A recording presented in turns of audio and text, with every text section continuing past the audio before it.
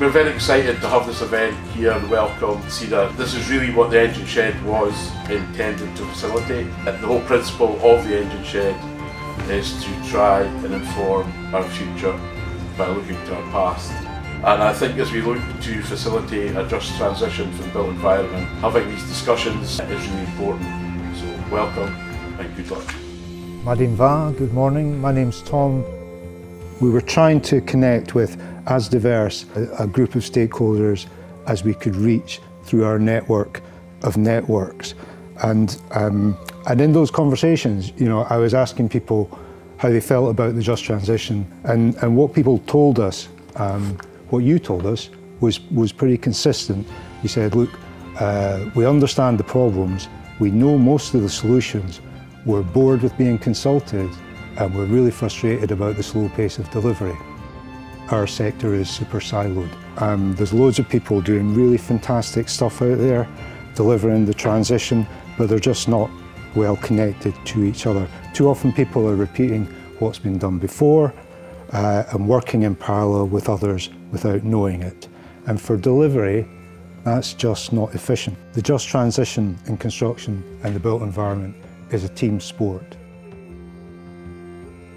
Just transition means that in transitioning to a zero carbon economy, people and communities are not negatively impacted by that. So people who are already in poverty, and there's a lot, that situation should not be exacerbated. But it should also mean that the industries that are currently successful, that are carbon intensive, the people who are employed in that should not find themselves in the position that people were post the coal industry.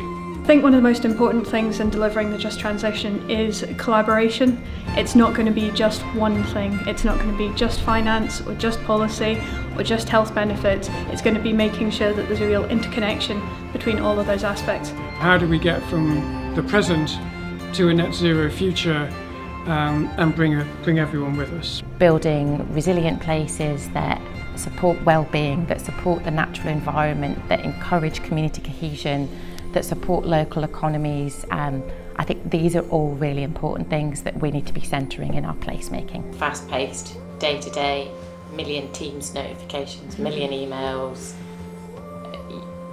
Very few of us have the luxury of being able to sit and think strategically, you know, what is the future that we want? We're facing an existential crisis, and that's really scary, and the position that leaves a lot of people in, myself included, is paralysis, and you don't do anything because you can't, it's too overwhelming. So I think holding on to that hope is really, really important, and the risk is losing that.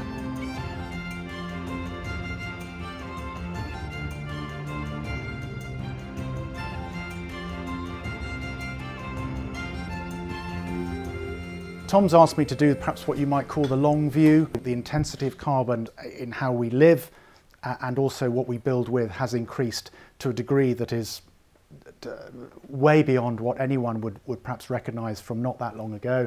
This is a building quite close to where I live, a turf gable, possibly clay bonded masonry for the lower part and a version of thatch. That building now looks like this. So in terms of the circular dust to dust, ashes to ashes, which is our own fate, so in the same token this building did that journey. There's stuff here that's gone away to the soil from which it came. The materials that are going into this are probably quite high embodied carbon. The bricks, colliery bricks, made as a side process of the oil shale industry in Scotland.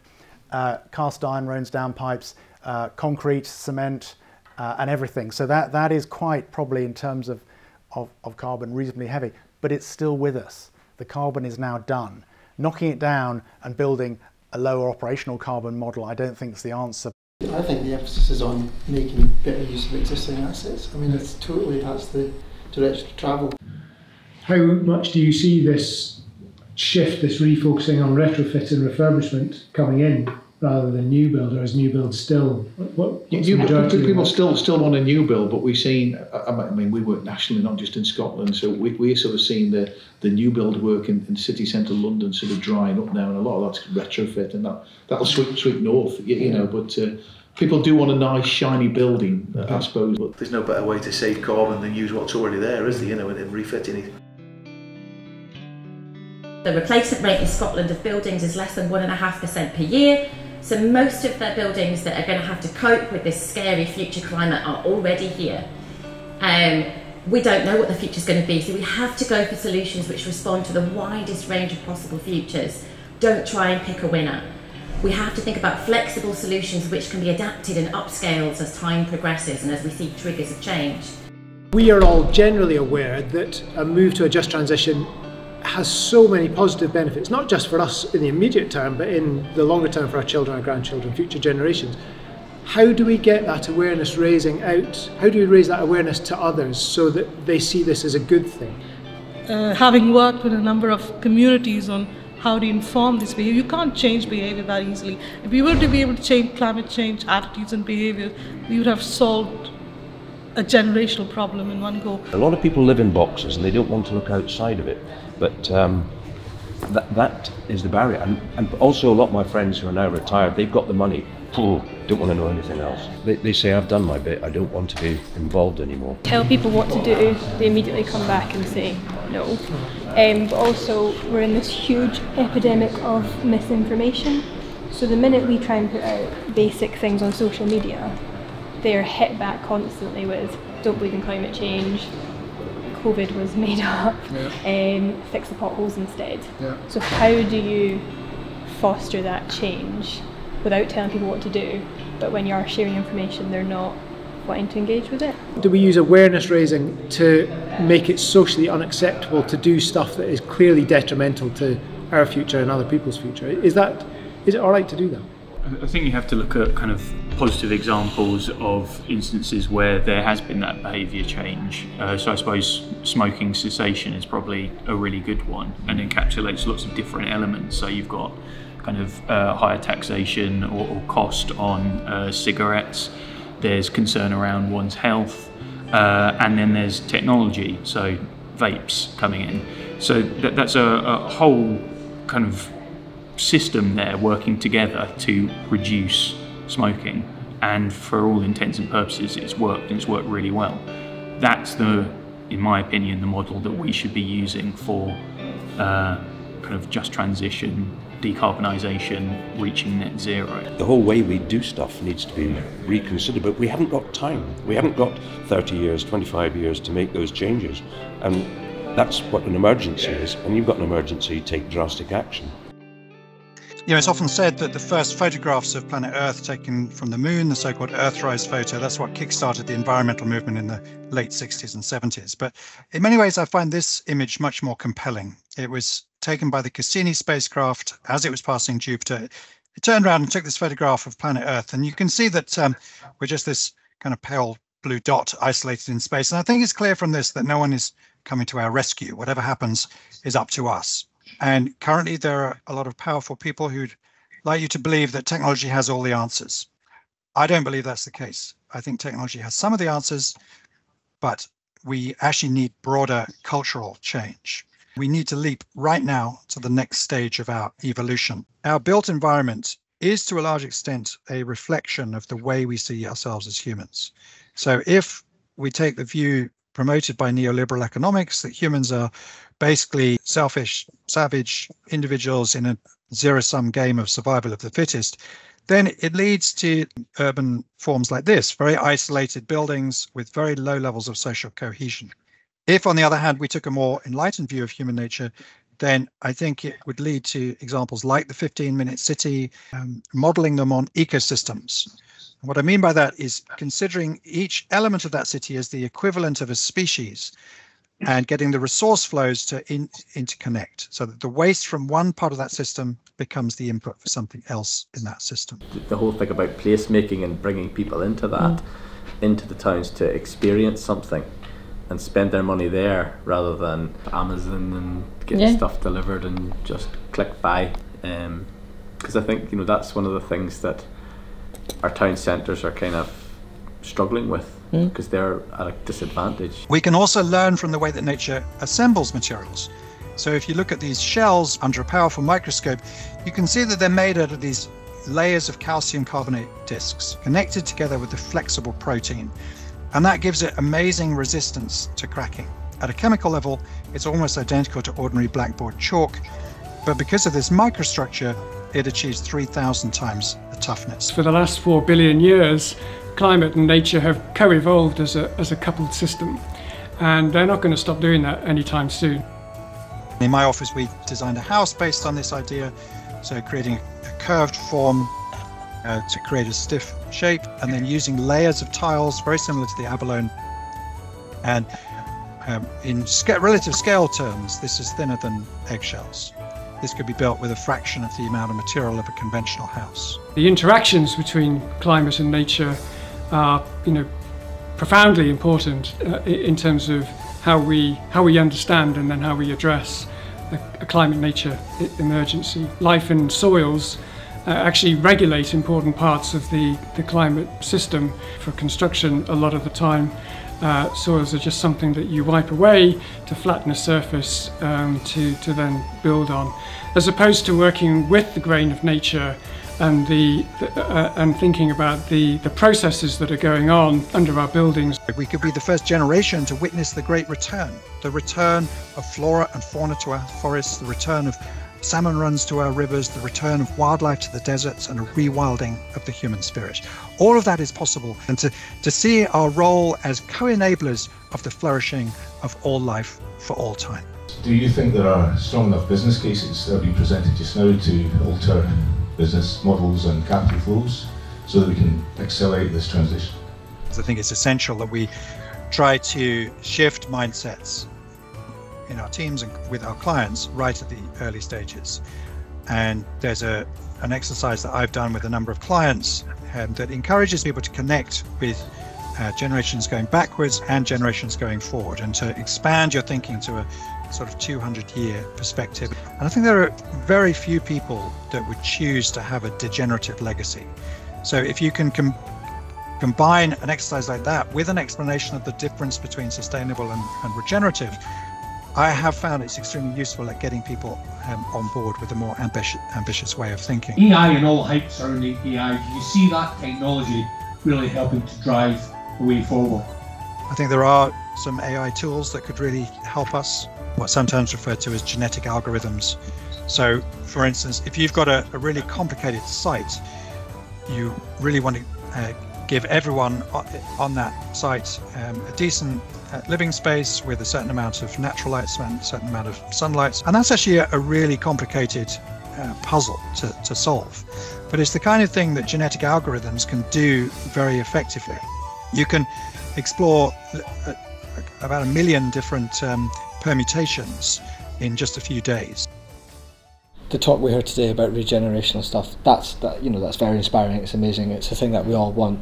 When you actually put that to a plate, up to leadership or to the decision makers, that isn't necessarily seen like as a desirable thing, because the desirable thing's like, okay, well, politically, what will win me an election?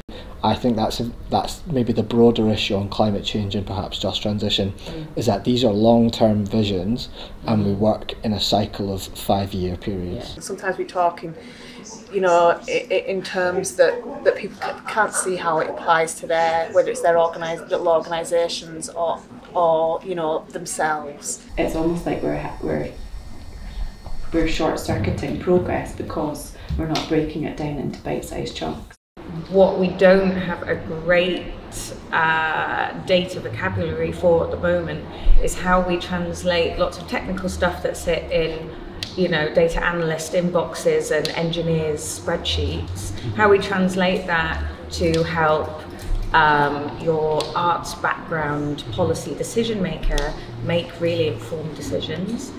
With all of this brilliant data science we have, how do we embed that in tools that are accessible and easy to use? Putting it in sort of simple terms of things, we actually I've got a pile of children's books, and that's what I use to actually go in and go to communities. I use the language from children's books, which is very simple ways of explaining lay terms. The difference between climate and weather, for example, is actually a concept that nobody really understands. But when you do explain it, people get it very quickly. Most important thing for me in the just transition is not, as we've been talking about, is not your air tightness, your insulation, your skills, but it's how we work with the public, the people of Scotland.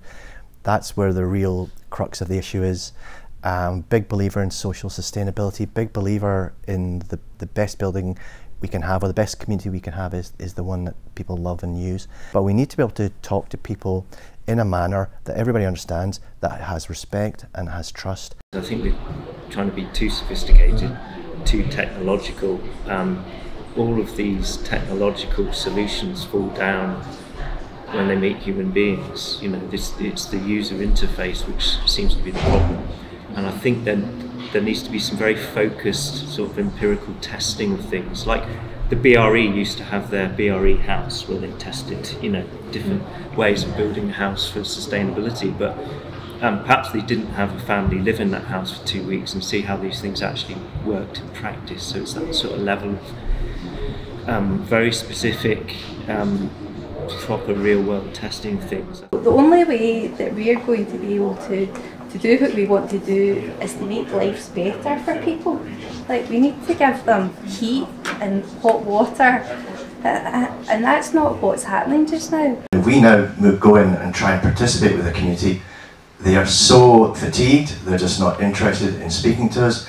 So somehow we have to get things back to a level of communication which is very simple. So the ideas you're showing, I think they're fantastic. They're so visionary. I'm another architect. I totally appreciate them. But how do we actually start getting that message across to the general public? Working within the peripheral states in Glasgow, they're not going to listen to us. So if you have any kind of hints about how we might actually start to take some of these ideas to a level that people will understand. The former mayor of Bristol, George Ferguson, had a good way of capturing this where he said consultation without inspiration is hopeless, and it's really important to involve inspiration in any kind of consultation process so that people get a sense of what is possible, and that's an essential part of raising the level of ambition. I'd still acknowledge that it is a difficult task, and I'm not suggesting for a moment that it is easy, and I think that is a very worrying issue. I can remember as a teenager, the future was always something that was sold to us as something that would be inevitably better and better. And I think sometime around sort of late 90s, we lost that.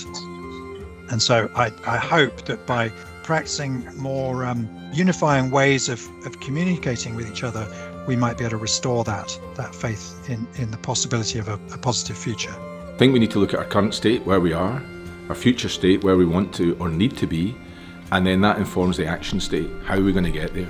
But it needs to be including everybody in that. So a just transition is inclusive, it's accessible, and we need to hear different voices.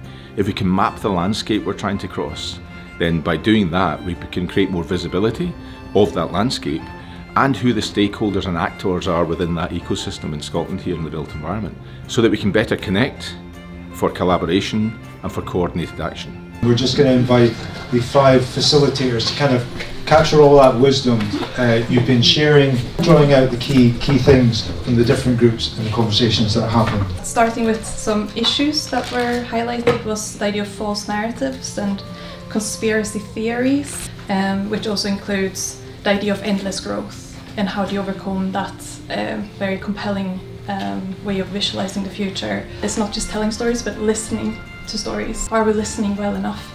The way we are at the moment, we need to get better at listening. And governments are rolling back on their commitments. They say they're going to do stuff and then they don't do it, or they'll make an excuse for not doing it. And as we try to move towards a just transition, there's going to be a real risk of the public just not trusting what they're being told. The planetary emergency should probably be an apolitical issue that people are able to rally around. People aren't hearing about the things that are being done at that low grassroots level. And actually those are the projects that inspire us. But we don't have these networks in place. And we don't see ourselves as part of nature. That's another risk. This is all an external thing. We're doing the just transition, not for us as humans, but for nature. So we need to change that story so that the just transition is something that we're doing for us. Construction, as we practice it now, does not fear and respect nature, it ignores and it abuses it. And that's a fundamental part of the culture that we need to change. Our culture change is really hard to do, but we've got to do it.